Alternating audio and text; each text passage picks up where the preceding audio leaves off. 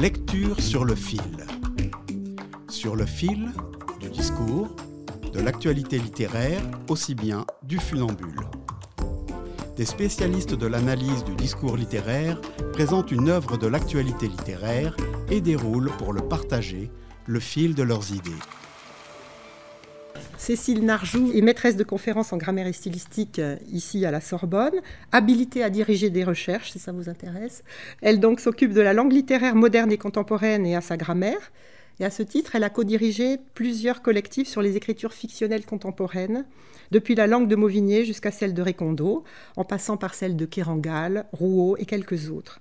Son dernier ouvrage, paru en 2018 chez Debuck, est une grammaire, le grévisme de l'étudiant, qui vient d'être réédité, et son inédit d'habilitation, Un temps hors de l'histoire propice au songe, la langue littéraire et l'expérience du temps dans les récits de fiction contemporains, va donc paraître en janvier 2022 aux éditions universitaires de Dijon. Nous l'écoutons aujourd'hui donc parler de Canoë de Maëlys de Kerangal, paru en 2021 chez Vertical. Merci Anne-Marie. Alors, j'ai intitulé ma communication « Tel un écho d'outre-temps », de l'écriture de la voix, VOX, à la voix, VOIE, de l'écriture dans Canoë. Les 8 récits qui composent Canoë, parus chez Vertical en juin 2021, ont été écrits entre avril 2020 et début 2021. Ces récits peuvent se lire en toute autonomie. Ils relatent 8 expériences autour de la question de la voix, vécues par différents personnages. Le livre est né pendant le confinement et d'ailleurs, à la fin du recueil, nous lisons « En mars 2020, page 169, alors que je commençais à écrire sur la voix humaine, les bouches ont brusquement disparu sous les masques et les voix se sont trouvées filtrées, parasitées, voilées. Leurs vibrations se sont modifiées et un ensemble de récits a pris forme. » C'est un livre qui est donc né, précise l'écrivaine, dans un entretien sur France Culture, je la cite, « au moment où le corps et sa présence nous échappaient, et au moment où les voix seules qu'on avait au téléphone, ont incarné ces êtres, se sont intensifiées, dit-elle, mais ont donc aussi été parasitées, voilées, ont changé. » Si la voix est le motif central et récurrent qui lie ces récits, d'autres motifs, tout aussi récurrents mais plus discrets, se mettent au service de ce maillage souple du texte. L'enfant au regard triste, la mort, les primates, les vestiges de l'histoire, l'oiseau qui chante et bien sûr les canoës. Les canoës qui font le titre, reviennent et se répondent, se font écho et tissent eux aussi une trame solide autant que souple d'une nouvelle à l'autre. Car les canoës, explique l'écrivaine, au temps où les Indiens circulaient par ce moyen, dans la région des Grands Lacs, d'un lac à l'autre, étaient, je cite Maëlys de Kerangal, comme des porteurs de messages, comme des bouches ouvertes qui reliaient un point à un autre. Elle a en tête, nous dit-elle, l'image du canoë porteur de voix, sa fluidité, sa grâce, son endurance. Et pour elle, ces 8 textes forment une espèce de flottille de canoës. De fait, les titres des 8 nouvelles ont ceci de commun qu'ils invitent tous au voyage dans un espace ou un temps autre. Je les cite ces titres. Bivouac, Ruisseau et limaille de fer, Mustang, Nevermore, Un oiseau léger, After, Ontario et Ariane Espace.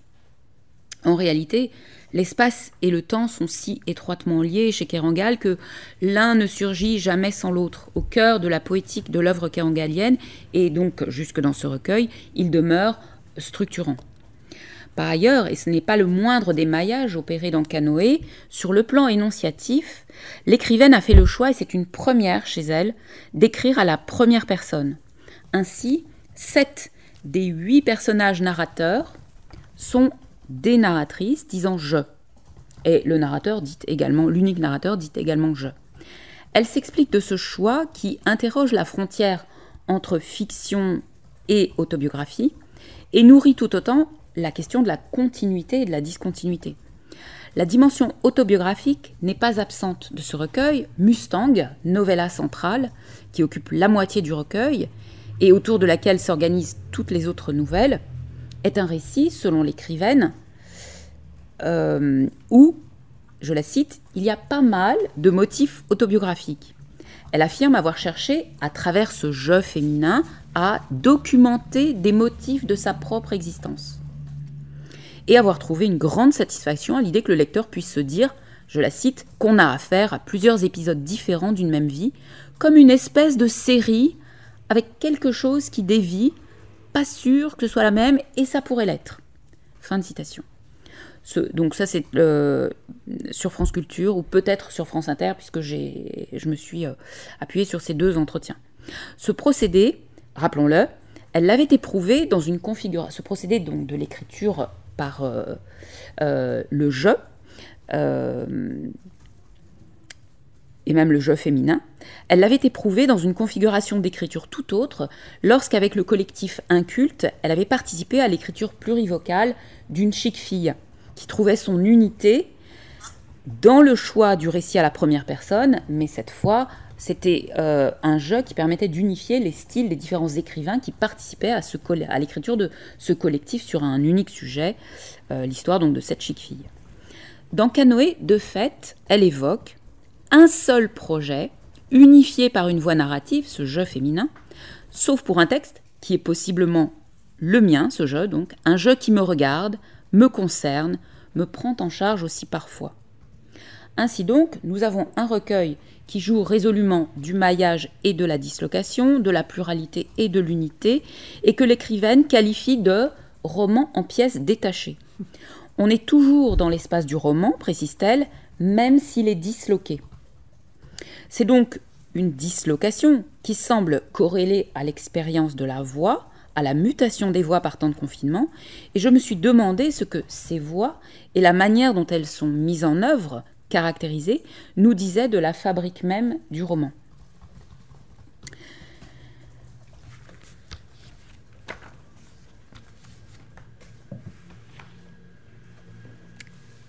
Donc ma première partie, je l'ai intitulée « Restituer à la littérature sa part orale incarnée ». C'est un extrait, évidemment, j'ai donné des titres issus de citations de Canoë, ou « La voix au cœur de la littérature ». La voix, dit encore l'écrivaine dans son entretien radiophonique, c'est du corps, de la présence. La voix, ajoute-t-elle, dit le corps. Elle semble avoir fait sienne la belle formule de Barthes. La voix, c'est du langage tapissé de peau. J'y reviendrai. Les voix de Canoë manifestent donc un corps et un rapport au langage. Il y a un véritable tissu de voix enchevêtrées, en couches épaisses, fibreuses, page 147, dans Canoë. En particulier, très nombreuses sont les voix radiophoniques, page 24, comme celles des téléviseurs, page 77. De multiples voix annexes se font entendre, toujours caractérisées d'un ou 2 adjectifs, tantôt gazeuse, licoreuse, flûtée, tantôt claire et dorée, tantôt haute et claire ou furtive, au perché encore, de pointe ou basse et limpide, traînante, acidulée, sucrée, fluette, voire automatique ou morte. Elles sont encore, pour les sœurs Klang, collectionneuses de voix de la nouvelle Nevermore, je cite, « basses ou aiguës, claires ou sombres, grasseillantes ou limpides, grumeleuses ou sifflantes, marmoréennes ou poreuses, aériennes, gutturales, nasales. Elles sont enrouées, cassées, profondes ou envoûtantes. Elles sont vives, flûtées, lointaines. » Ces caractérisants traduisent tous une personnalité, une présence corporelle, son ancrage dans le monde. Ces pure matière acoustique, l'expression est présente page 109, que collecte Kerangal, se présente comme le matériau épars de ce roman, autant de microfiction en devenir. Chaque nouvelle, précisément, s'empare d'une ou 2 de ces voix, la mettant en exergue, qu'elle soit effective dans sa vibration spécifique, ou bien tue. Et je vous propose de commencer par les nouvelles qui exploitent la déliaison totale du corps et de la voix. Il y en a 2. La première nouvelle bivouaque ainsi, mais non tant la voix que la mâchoire de la narratrice au premier plan. Sa voix est momentanément empêchée puisqu'elle est chez sa dentiste, laquelle procède à une prise d'empreinte et qu'elle a donc, je cite, la bouche pleine. En tentant de parler, je cite, les mots franchissent ses lèvres tels de petits cailloux. La narratrice souffre depuis quelques mois de vertiges et de migraines qui lui pourrissent la vie, lisons-nous, ce qui peut être provoqué, lui explique la dentiste, par une mauvaise occlusion de la mâchoire. La dentiste lui présente alors, sans lien de cause à effet, en photo, une mandibule humaine du Mésolithique trouvée en 2008 à Paris, expliquant combien la mandibule, seul os mobile de la face, précise-t-elle, indispensable balancier, est important pour la parole et pour l'équilibre en général du corps. Devant cette mâchoire sans voix, page 19, comme devant ces gueules de plâtre du cabinet, je cite encore ces bouches muettes et fragiles, une identification s'opère chez la narratrice. Sa voix tue, rejoint un instant celle de ces mâchoires privées de paroles et de corps. Nous ne saurons pas ce qui a provoqué chez elle, la narratrice, ses vertiges et ses migraines.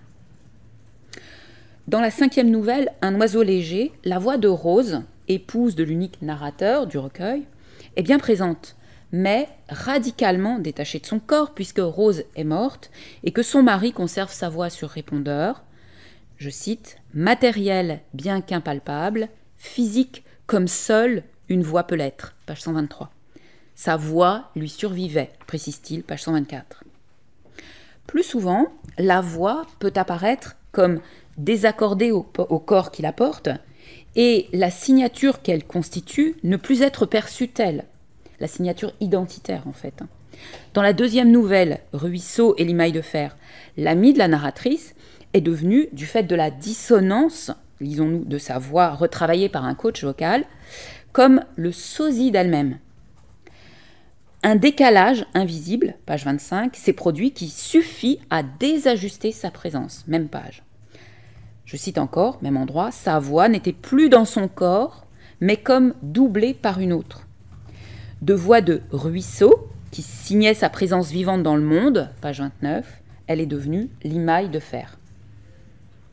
Ontario, 7e nouvelle, présente des similitudes avec la 2e nouvelle, puisque par-delà le matelas flottant, je cite, des voix enchevêtrées, et dans le trou foré soudain par le silence, se dégage une voix que la narratrice ne reconnaît pas d'abord, celle de son amie Faye, une voix haut perché, lisons-nous, une voix au grain si dur et si sensible que, dit-elle, j'ai pensé à un diamant Shibata oscillant au fond du micro-sillon d'un disque vinyle, page 148.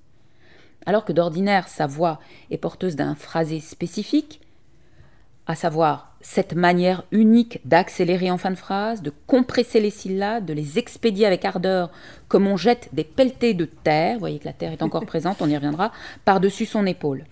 Sa voix de pointe, une voix donc inconnue de la narratrice, d'une grande pureté, qui récite un poème de guerre et de deuil, est une voix dont elle note qu'elle est douée d'une force centrifuge capable d'emporter l'assistance.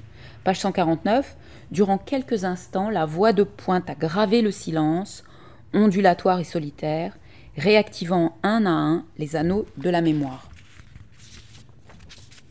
La dualité que décèle la narratrice dans la voix de Faye au prénom de prédilection, il s'écrit F-A-Y-E, mais nous pouvons entendre F-A-I-2-L-E, manifeste peut-être cette faille, ce creusement décisif dans sa vie, puisque Faye est en deuil de son enfant mort.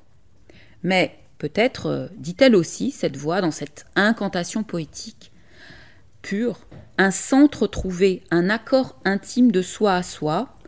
En effet, lisons-nous, cette voix va chercher le pur contact au creux du pli obscur, le contact absolu. Comme si la blessure intime et profonde avait permis à Faye d'atteindre cette pureté de voix qui est une pureté d'être à soi-même aussi. Dans Nevermore, l'enregistrement de la voix de la narratrice, par les efforts qu'il lui aura demandés, révèle de même non seulement à la jeune femme curieuse d'entendre sa propre voix, lisons-nous page 109, la voix d'une inconnue, la voix d'une autre, page 113. Mais en outre, une voix qui merde quelque part, dit l'une des femmes qui enregistre. Une dysphonie est apparue, une rayure, un accroc réitéré, mais seulement dans les hautes fréquences, ajoute-t-elle, page 114, signant, précise-t-elle, page 115, un ancien forçage vocal, un vieil hématome, la trace d'un accident. Nous ne saurons pas lequel, encore une fois. La 3e nouvelle, Mustang, est aussi, mais pas seulement, on y reviendra, l'histoire d'une voix tue, celle de la narratrice qui ne parvient pas à s'adapter à la langue de ce pays où elle suit son mari, langue sur laquelle, dit-elle, elle n'a aucune prise, aucune aspérité à laquelle se raccrocher. Elle part donc avec la Ford Mustang que lui offre son mari, en quête, dit-elle, de sa fréquence. La narratrice chante seule dans sa voiture et parvient à entendre par moments sa propre voix furtive, dit-elle, comme si ces heures seules en voiture ne servaient qu'à ça, ajoute-t-elle, l'entendre. L'accident final laisse la narratrice incapable de parler, la mâchoire bloquée, écho à la première nouvelle. Mais peut-être dans sa solitude, et je cite la page 88, quelque chose de fragile, quelque chose qui lui appartient en propre, qu'elle protège comme on protège un secret, aura-t-il poussé? Nous ne saurons pas quoi. Si à plusieurs reprises, la voix s'accorde à elle-même et à soi dans le chant, et c'est une thématique qui était déjà très présente, si vous vous souvenez, dans Réparer les vivants, comme dans la nouvelle que nous lisons, par exemple Mustang, ou dans Ruisseau et Limaille de fer, ou dans Ontario, parfois, c'est aussi dans le cri qu'elle s'accorde à elle-même, ou que l'être se trouve, la personnalité profonde se trouve. La vibration et le corps sont donc bien là, dans le cri, mais cette fois, le langage en a disparu. Ainsi en est-il de la jeune fille narratrice d'After, dont l'émotion de savoir qu'elle va quitter le foyer familial fait que, dit-elle au début de la nouvelle, quelque chose formait dans le fond de mon larynx un accroc, une rayure. Toujours les mêmes métaphores pour caractériser ces voix défaillantes.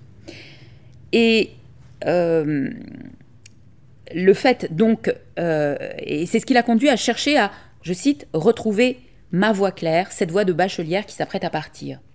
Aussi, après le discours empêché de son frère Beg, c'est un cri qu'elle va devoir pousser. Retrouvant ses amis autour d'un feu de camp, où chacun est amené à pousser un cri singulier, il lui revient de pousser le cri primal.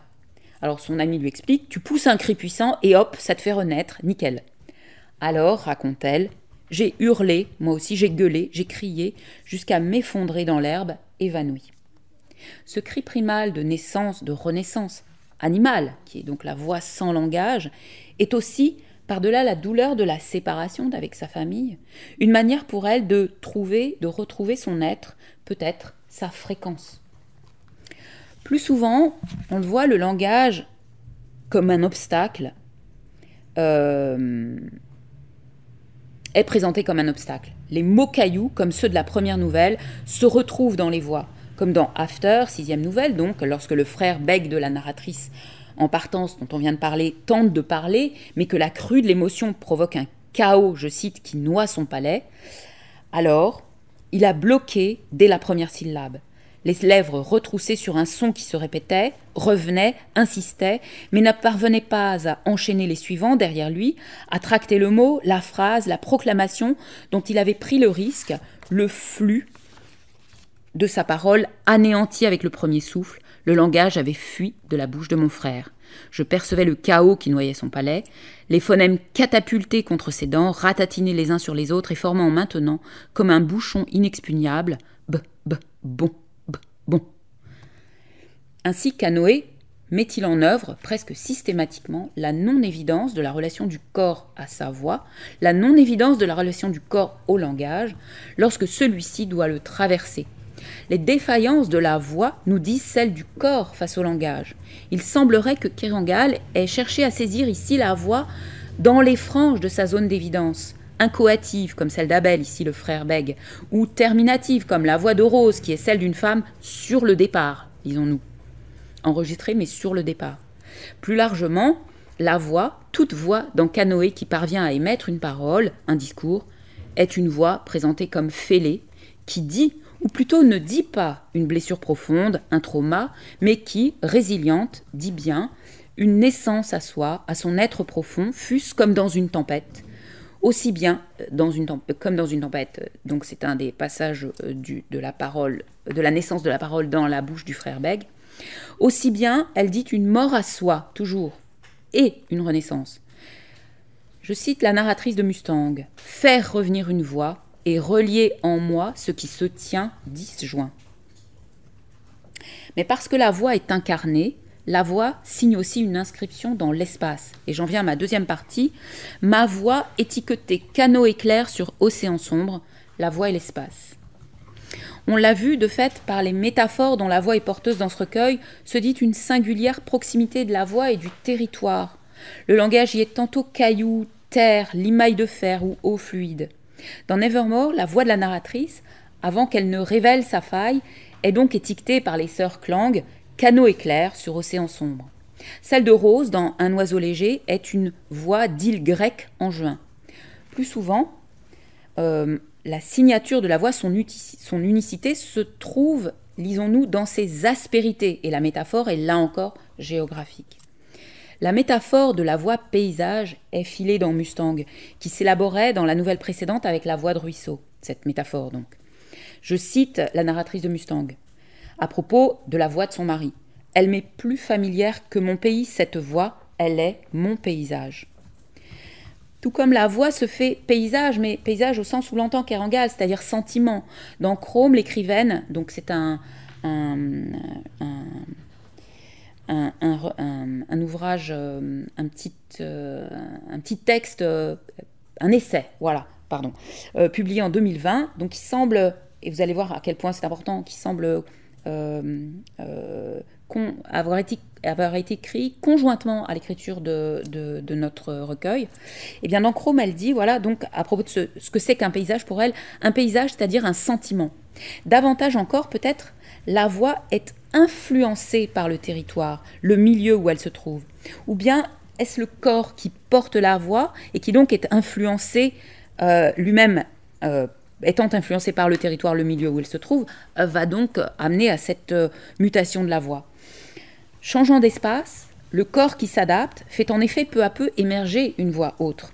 C'est le double événement de Mustang où la narratrice, rendue, on l'a vu, muette par la confrontation à une nouvelle langue et à un nouveau territoire, est aussi confrontée au changement de voix de Sam, son mari, atteint, je cite, de mimétisme vocal. La voix de Sam, lisons-nous, se coule maintenant dans celle du Midwest, et cela me dépayse, écrit-elle. Elle perçoit d'abord la modification impalpable de cette voix, mais c'est bientôt toute la personne de Sam qui s'en trouve affectée. Je cite la page 50. Ce mimétisme vocal ne modifie pas seulement sa parole, il brouille toute sa personne. Des muscles faciaux que je ne lui connaissais pas sont apparus sur son visage, des attitudes nouvelles, des expressions et des gestes, une façon de se tenir dans le monde. Quant à elle, c'est dans l'horizontalité des paysages du Colorado qu'elle va finir par trouver sa fréquence. Car la continuité infinie de la banlieue, je cite, « Les échappées sur les collines, dans les plis rocheux de la montagne, peuvent à tout moment, je cite encore, faire revenir une image, une pensée, une voix, et relier en moi ce qui se tient disjoint. Le paysage a cette capacité à accorder ou à désaccorder l'être à soi-même et à lui faire entendre ou perdre sa fréquence. » De fait, dans Ariane, espace, la femme qui vit seule dans un hameau perdu, Ariane, donc 92 ans, semble en étrange harmonie avec ce territoire aride. Elle dégage, je cite, une grande impression de force physique et de brutalité. Et sa voix y est basse et limpide, tandis que les ruines elles-mêmes, que traverse la narratrice enquêtrice avant d'arriver à la maison d'Ariane, émettent une vibration basse et continue. Ainsi, l'ambition de Kerangal, semble-t-elle, de donner à chaque texte, à chacune de ces nouvelles, une voix qui soit la sienne, juste et unique. Je cite évidemment là, une voix qui soit la sienne, juste et unique, un extrait de la page 107. Et de fait, ce recueil constitue une exploration toute phénoménologique de l'alchimie singulière qui mène le corps en situation, traversé de langage à la parole, au travers de la voix. La voix, disons-nous page 26 dans la première nouvelle, autrement dit, la vibration singulière qu'elle émettait dans l'atmosphère et que j'aurais reconnue parmi des milliers d'autres. C'est dans la deuxième nouvelle, pardon, explique la narratrice de Ruisseau et l'émail de fer. Comme les sœurs Clang de Nevermore garderont l'enregistrement défectueux avec son accroc dans les hautes fréquences de la voix de Léonore, la narratrice, l'écrivaine semble à l'affût des voix qui échappent à l'étiquetage, à l'affût de leur point de rupture, des voix qui échappent tout court jusque dans le silence, et de la manière dont le corps les porte à ce point de silence ou d'incandescence qui est, comme le paysage, l'épicentre, le moteur interne, une sorte de pouls dérobé mais hyperactif, page 47, du paysage intérieur de chaque personnage. On peut parler de sémiologie de la voix, comme il y a une sémiologie des corps chez Kerangal, une sémiologie proprement existentielle qui met au jour, je cite un passage de Tangente vers l'Est, la stratigraphie invisible qui compose tout corps, tout geste, tout sentiment, et donne donc à lire les territoires traversés comme les strates du passé des personnages. Et j'en viens à ma troisième partie, tel un écho d'outre-temps, la voix et le temps. Car la voix ne manifeste pas seulement un rapport à l'espace, elle manifeste aussi bien sûr le temps, l'histoire, et une histoire large qui semble souvent dépasser le personnage, le traverser. Voilà ce que nous dit Kerangal dans un... Je crois que c'est sur France Inter cette fois-ci, il faut que je le revérifie. Les voix sont sociales, sont historiques. Aujourd'hui, on ne parle plus comme ça. Elles disent comment la société évolue. Cette dimension temporelle est omniprésente dans le recueil, comme dans toute son œuvre, je vous l'ai dit, dont nombre de personnages, comme Simon, ont maille à partir avec le temps. Simon, sur sa vague, dans Réparer les vivants, amène l'écrivaine à écrire à son propos « étirer l'espace, allonger le temps » avec un bel infinitif, évidemment, parfaitement détaché de toute temporalité. Eh bien, en fait, on retrouve ces mêmes formulations dans Canoë. Ainsi, la jeune narratrice de Nevermore, lorsqu'elle entre dans la chambre d'enregistrement, rallie un centre, le sien, et prend possession des lieux en étirant le temps. Dans Mustang, la narratrice note d'emblée, je cite, que la journée s'ouvre, dilatée, et ses heures m'appartiennent, un afflux de temps qui me déstabilise, page 38. La Ford Mustang que lui offre son mari va lui permettre de donner prise au temps, de changer à sa façon. C'est dans ce temps étiré comme le paysage qui lui est offert, dans ce présent, je cite, dilaté, présent bizarre, page 56, dans cette perception du temps jusque-là inconnue, fastueuse et enivrante, page 57, qu'elle apprend, nous dit-elle, à perdre pied, page 65, qu'elle essaie de capter une fréquence, donc la sienne. Au centre de la nouvelle, le lien entre la voix et le temps, la voix, l'espace et le temps est encore manifesté.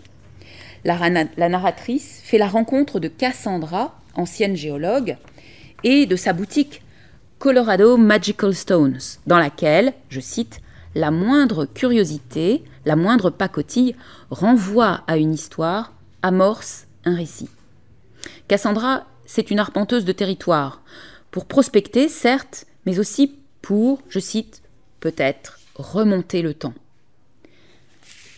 Je vous cite ce passage de la page 61. Suivre les plissements à longs rayons de courbure et le tracé des failles, accompagner la création des rivières et l'érosion des sommets, envisager des couches sédimentaires qui pouvaient atteindre 30 km d'épaisseur, faire revenir l'orogénèse de Sonoma et la surrection des Rocheuses, rappeler les éruptions volcaniques, les tempêtes de cendres, les sables dunaires recouverts de grès, de schiste ou de granit, et enfin, tel un écho d'outre-temps, se souvenir des eaux tropicales et peu profondes qui baignaient la zone il y a 50 millions d'années, des palpitations de la vie multicellulaire brassée dans le clapot primitif. Cette longue phrase proprement kérangalienne, dont les verbes sont là encore à l'infinitif, mode de l'inactuel, et dont s'enchaînent les prédicats juxtaposés, semble mimer, sortie de ses gonds, cette descente infinie dans l'outre-temps, hors des repères de l'actualité. Sortie de ses gonds, évidemment, vous aurez reconnu la référence à Deleuze. Or, d'emblée, la voix de Cassandra, les pierres et leur passé entrent en résonance. Je cite, « Et sa voix, véhiculée par les fumées de tabac, a fait entendre le vieux tumulte. » Et on peut se demander si ce sont les propos véhiculés par la voix ou la voix elle-même, sa vibration singulière, qui porte ce vieux tumulte jusqu'aux oreilles de la narratrice, qui fait lever le tumulte, chanter les pierres dans un esprit tout orphique. Page 61. Elle parlait bas et lentement, fragmentait sa phrase en soufflant du temps et de la fumée entre chaque mot, instaurant une durée, étirant sa parole, laquelle se propageait très lentement dans la pièce, imprégnée de quelque chose de très profond et de rêveur qui me bouleversait. Tous les objets présents autour d'elle se connectaient les uns aux autres, tous fusionnaient sur ses lèvres écarlates. Les personnages de Canoë font tous l'épreuve de ce creusement du temps. par la voix. Ainsi, la narratrice de la première nouvelle, Bivouac, face aux mâchoires muettes du Mésolithique, se remémore-t-elle plusieurs strates de son histoire. Se surimposent alors plusieurs temps. Le temps du Mésolithique, celui de la jeunesse de la narratrice, 3 jours de l'année de ses 13 ans, et celui d'une amie de sa mère dont le fiancé était mort dans un accident d'avion. Ces temps, comme convergents dans le présent de la narratrice, dessinent alors, lisons-nous, je cite, « une vaste confluence, une zone de rencontre et de trouble, où les souvenirs formaient des tourbillons semblables à des baïnes. » Les baïnes, ce sont ces cavités creusées dans le sable lorsque la mer se retire. Donc cette zone de rencontre et de trouble, où les souvenirs se forment en tourbillons, eh bien, cette zone définit aussi bien le roman, le recueil, dont chaque nouvelle constitue le réceptacle singulier de ces tourbillons de souvenirs. Mais la voix, c'est aussi la mémoire du corps. Dans Un oiseau léger, la seule nouvelle dont le personnage narrateur, on l'a dit, n'est pas une femme mais un homme qui a perdu sa femme et conserve la voix de celle-ci sur son répondeur, c'est à un voyage dans le temps comme mis hors de ses gonds qu'invite la voix. Voilà ce qu'il nous dit. L'irruption de la voix des morts dans le monde des vivants défait le temps, implose les frontières. Sa voix enregistrée est au présent pour toujours, mais c'est un autre présent, un présent où sa mort n'a pas eu lieu, un présent qui ne coïncide jamais avec celui de ma vie, et ça me rend dingue et ça me fait mal. Effacer cette voix sur les répondeurs, c'est donc pour le narrateur, je cite, « remettre le temps en ordre ». Quant à la narratrice d'Ontario, la voix de son amie Faye, qui chante d'une voix VOX qu'elle ne lui connaissait pas, semble lui ouvrir la voix VOIE d'une autre perte qui la concerne directement, d'une autre disparition, celle de son père, dont elle garde mémoire de la voix. Je cite, « Et dans un rush de panique, j'ai rappelé sa voix à mon oreille, sa voix aiguë et minérale, devenue si rare sur la fin. Je me suis battue pour qu'elle revienne, car, étrangement, bien plus qu'une photo ou tout autre objet qui me ferait voir leur visage, c'est en rappelant à mon oreille la voix des morts que je les garde présents en moi. » Parfois, cependant, la voix ne conduit pas seulement vers les territoires enfouis du temps passé, de l'outre-temps, mais vers un temps virtuel, fictionnel, qui aussi bien fonde l'outre-temps qu'érangalien. Ainsi, Léonore, la narratrice de Nevermore, en se confrontant au texte mystérieux de Poe, alors qu'elle porte un prénom semblable à celui de la femme du texte qu'elle doit lire, donc elle doit lire Le Corbeau d'Edgar Poe, qui va être enregistré avec sa voix, elle semble non seulement avoir dû affronter quelque chose de son passé au travers de ce texte, enfoui, dont sa voix blessée dans les aigus a gardé trace, mais en outre, elle semble s'être égarée un instant dans l'espace fictionnel de la nouvelle lue et comme désajustée à elle-même et à sa réalité. Où est-elle rendue? Dans quelle strate du temps lorsque la nouvelle s'achève et qu'elle croise un corbeau, le caresse et lui parle? Dans ses souvenirs personnels, dans le souvenir du texte qu'elle vient de lire, ou dans un autre espace fictionnel qui s'est ouvert à elle, en même temps que sa voix s'est décrochée. Les frontières semblent s'être ouvertes entre les mondes, animal et humain, réel et fictionnel, passé, présent, virtuel. Je vais vous lire le passage pour que vous en preniez la mesure. Soudain, je me fige. À quelques mètres, perché sur un mur de pierre, immobile, un corbeau attend. Il est d'un noir bleuté, puissant, le bec long et affûté, et me scrute d'un regard intense, brillant de curiosité. Je m'avance dans un demi-vertige, émerveillé, sans doute un peu ivre. Je tends la main vers lui et glisse mes doigts entre ses plumes. Il est chaud et plein de vie. « C'est toi, le corbeau des anciens jours ?» je lui chuchote. Il acquiesce d'un hochement de la tête, puis émet un drôle de son, un rac profond qui se répercute tout autour de nous. Je lui trouve l'air amical et futé. Alors, comme pour saluer notre première rencontre, il a ouvert les ailes, une envergure d'1 mètre au moins, a décollé en majesté, et l'air battu de la nuit s'est mélangé au froid de décembre. Dans Canoë, en somme, l'exploration du désajointement de soi à soi par la voix perdue, défaite, dissonante, fêlée, mène tout droit dans l'outre-temps, le hors-temps de la littérature.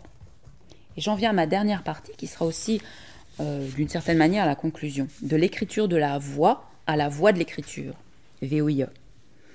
La voix de Faye, dans Ontario, récite un poème populaire. Celle de Léonore, dans Nevermore, lit Le Corbeau d'Edgar Poe. Dans cette nouvelle, les sœurs Clang ne se contentent pas d'enregistrer la voix de Léonore ni celle de milliers d'autres personnes. Elles apparient systématiquement à une voix singulière un texte littéraire, élaborant ainsi une œuvre étonnante. Je cite « Une œuvre monumentale qui envisageait de restituer à la littérature sa part orale, incarnée, de donner à chaque texte une voix qui soit la sienne, une voix juste, unique, une voix insubstituable, si bien que jamais elle n'enregistrait 2 fois avec la même personne. » Nous retrouvons là, bien sûr, comme illustré ici dans ce recueil par Kerangal, ce que Barthes a appelé, dans le plaisir du texte, l'écriture à voix haute, et qu'il définit de la façon suivante. Cette écriture à voix haute, ce qu'elle cherche, dans une perspective de jouissance, ce sont les incidents pulsionnels, c'est le langage tapissé de peau, un texte où l'on peut entendre le grain du gosier, la patine des consonnes, la volupté des voyelles, toute une stéréophonie de la chair profonde, l'articulation du corps, de la langue. Mais donc, il y a sans doute un écho barthésien dans cette œuvre monumentale imaginée par Kerangal qu'élaborent les sœurs Clang, mais est-ce que nous ne retrouvons pas là encore, décrit de manière tout à fait programmatique, ce que tente de faire l'œuvre même de Canoë dans chacune des nouvelles qui la constituent, donner à chaque texte une voix qui soit la sienne, une voix juste et unique, une voix insubstituable, et en saisir l'articulation du corps, de la langue. L'ambition de Kerangal est bien de faire entrer en littérature cette matière sonore, impalpable, mystérieuse et si physique qu'est la voix. Car ces voix qui parlent de l'outre-temps posent aussi la question de comment les garder en mémoire. Plusieurs pistes sont d'ailleurs suggérées dans le recueil. La voix de Faye évoque, par la métaphore qu'elle file, la mémoire sonore du disque, du vinyle, par la métaphore du diamant sur le micro-sillon. Quant au mari de Rose dans Un oiseau léger, cédant à la demande de leur fille Lise, il est sur le point d'effacer la voix de sa femme sur le répondeur, et en fait, une autre solution est trouvée pour eux. Lise l'arrête et enregistre cette voix sur le dictaphone de son portable. Et voilà ce qu'il dit, migrant du répondeur vers son téléphone portable, cette voix devenait archive. Kerangal ici, enfin, procède à un autre archivage de ses voix par l'écriture. La narratrice de Mustang se prend à rêver, à la fin de la nouvelle, je cite, « de fabriquer un jour un bol, un simple bol, où je pourrais garder ce que j'ai glané dans ce pays et le rapporter chez moi. » Elle n'est pas seulement en quête de cette fréquence, sa voix VOX perdue, mais elle est aussi en quête de cet accord elle-même qu'est sa voix VOIE. L'écrivaine aborde cet épisode quasi autobiographique dans Chrome dont je vous ai parlé tout à l'heure. Je cite, « Je vivais pour la première fois dans un pays où l'idée de nature éclatait en force et coupée de ma langue, séparée. Dans ce temps de rupture, étrangère, solitaire, j'ai écrit un roman. Comme si l'expérience de cette horizontalité m'avait propulsée moi aussi vers la fiction et m'avait conduite à raconter une histoire. » Autrement dit, le contenant évoqué à la fin de Mustang, ce bol, n'est autre que le roman lui-même, l'œuvre littéraire fictionnelle qui s'accommode de tout matériau. La dernière nouvelle, Ariane Espace, très courte, parle aussi de littérature. Elle a en commun, avec Nevermore, de convoquer des univers parallèles, des mondes possibles, sinon le fantastique, ce que la narratrice nomme du moins le merveilleux cosmique. Elle se démarque cependant des autres nouvelles, toutes les autres nouvelles, par le faible nombre d'occurrences du mot voix, VOX. Le sujet y semble lui-même devenu secondaire. Nous apprenons seulement que la voix d'Ariane, 92 ans donc, est basse et limpide au début du récit. Ensuite, place est laissée au récit retranscrit d'Ariane par la narratrice qui enquête sur les phénomènes aérospatiaux non identifiés.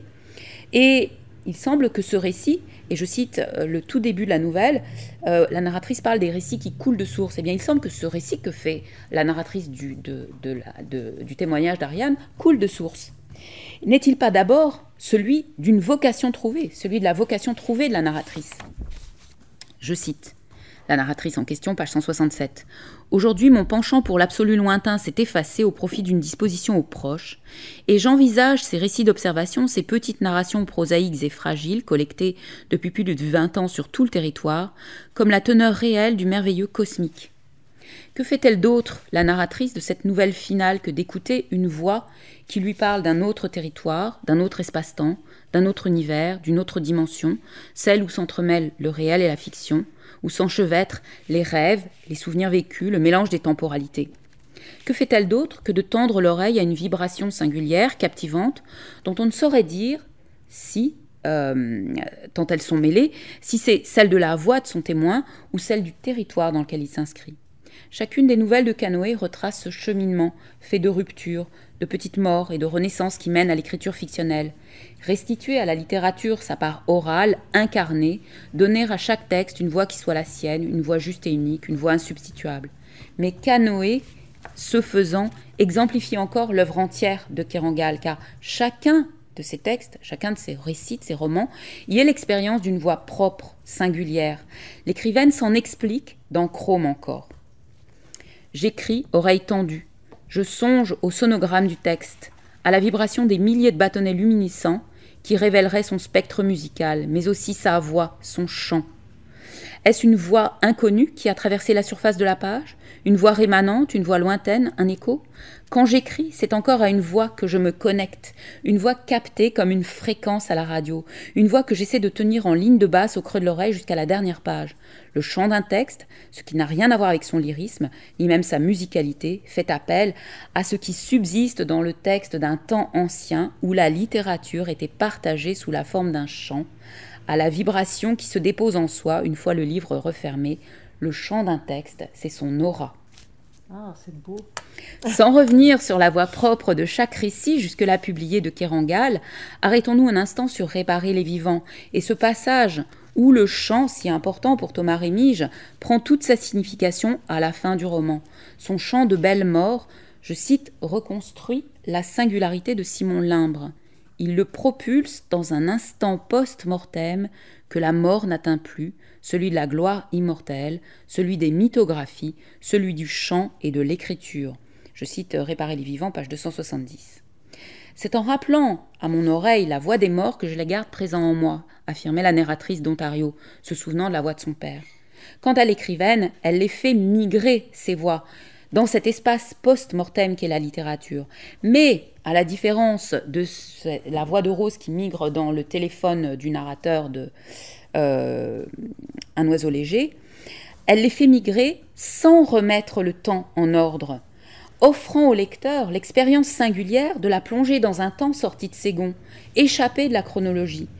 A fortiori, échappé de la ligne clairement autobiographique, amorcée par ce jeu qui va chercher le contact pur, le contact absolu.